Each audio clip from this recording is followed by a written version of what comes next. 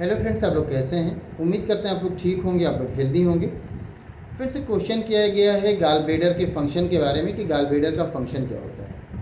तो gall bladder एक पियर shape structure होता है जो कि कनेक्ट होता है लीवर से। लीवर हम जानते हैं कि हमारी बॉडी की सबसे बड़ी ग्लैंड होती है और बहुत इंपॉर्टेंट ग्लैंड भी है लीवर।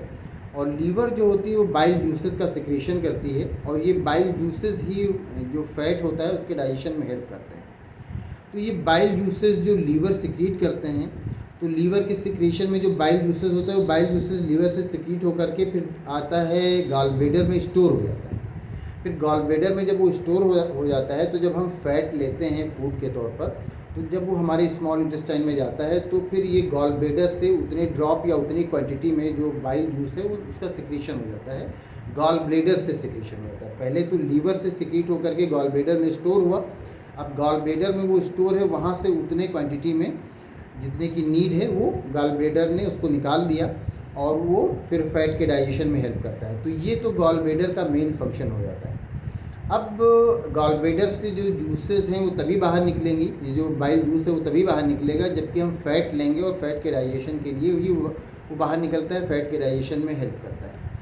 अगर हम फ़ैट अपने खाने में बिल्कुल लेना बंद कर दें, कई बार ये होता है कि लोग डाइटिंग में एकदम से फ़ैट खाना बंद कर देते हैं या एकदम से खाना बहुत कम कर देते हैं अपना वेट घटाने के लिए, तो क्या होता है कि जो बाइल जूस हमारे गॉल ब्लैडर में स्टोर है फिर वो बाहर नहीं निकलता है। और बाहर इसलिए नहीं निकलता है क्योंकि आप फ़ैट बिल्कुल नहीं ले रहे हैं। तो जब फ़ैट नहीं ले रहे हैं तो फ़ैट के डाइजेशन की नीड ही नहीं है, तो फिर वो बाइल जूस बाहर नहीं निकलता है, गॉल ब्लैडर में स्टोर रहता है। तो स्टोर होते होते फिर वो क्या होता है, हार्ड होता है। उसी को हम लोग कहते हैं कि गॉल ब्लैडर में पथरी हो गई है। उसी को गॉल ब्लैडर का स्टोन कहा जाता है, गॉल ब्लैडर की पथरी कहा जाता है। तो इसीलिए हम लोग को फ़ैट खाना चाहिए, लेकिन फ़ैट इसलिए खाने से मना किया जाता है क्योंकि हम लोग उतना वर्क नहीं करते हैं, तब फिर फ़ैट हमारे लिए हार्मफुल हो जाता है। तो इसलिए हमें फ़ैट खाना चाहिए और उतना फिजिकल वर्क भी करना चाहिए जिस तरह से हम लोग फूड लेते हैं, हम लोग डाइट लेते हैं। कोई भी चीज़ है, मीठी चीज़ खाने से मना की जाती है कि बहुत ज़्यादा नहीं खाना चाहिए वरना हमारे लिए हार्मफुल होती है, क्योंकि जो मीठी चीज़ हम लेते हैं वो एनर्जी गिविंग फूड होती है। हम उतनी एनर्जी नहीं यूज़ करते हैं तो भी फैट के फॉर्म में स्टोर हो जाता है।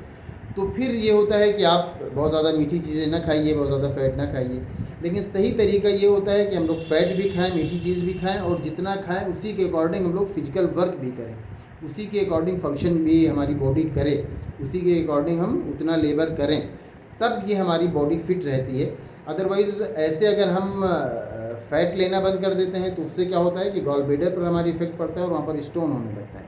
और अगर हम फ़ैट लेते हैं और हम फिजिकल लेबर नहीं करते हैं तो फिर हमें बहुत तरह की प्रॉब्लम आ जाती है। हम फैट स्टोर होने लगता है और उससे कार्डियक भी हो जाते हैं और हमारे जो ब्लड वेसल्स है उसमें फ़ैट कलेक्ट होने लगता है, इकट्ठा होने लगता है, तो फिर बहुत तरह की प्रॉब्लम आने लगती है।